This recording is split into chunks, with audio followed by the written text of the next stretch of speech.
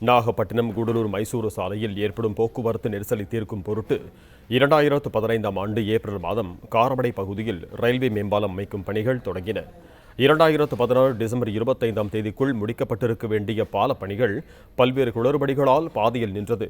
பாலத்தின் இருபுறமும் சர்வீஸ் சாலை அமைக்க நிலம் கையகப்படுத்தப்படவில்லை என கூறி மேம்பால ஒப்பந்ததாரர் 6 மாத காலம் அவகாசம் கேட்டிருந்தார். இந்த அவகாசம் ஜூன் 26ஆம் தேதியோடு முடிவடைந்துவிட்டது.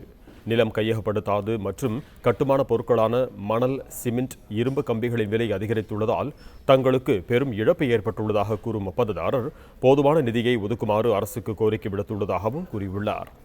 காரமடை ரயில்வே மேம்பால பணிகள் முடங்கியிருப்பதால் பொதுமக்கள் கடுமையாக பாதிக்கப்பட்டிருக்கிறார்கள். உதகைக்கு செல்லும் வெளிநாடு மற்றும் உள்நாட்டு பயணிகளும் நீலகிரி மேட்டுப்பாளையத்திலிருந்து மேல் சிகிச்சைக்காக கோவைக்கு செல்லும் நோயாளிகளும் மிகுந்த சிரமத்திற்கு ஆளாகியுள்ளனர். எனவே போதுமான நிதி ஒதுக்கி மேம்பால பணிகளை விரைந்து முடிக்க வேண்டும் என பொதுமக்கள் கோரிக்கை விடுத்திருக்கிறார்கள்.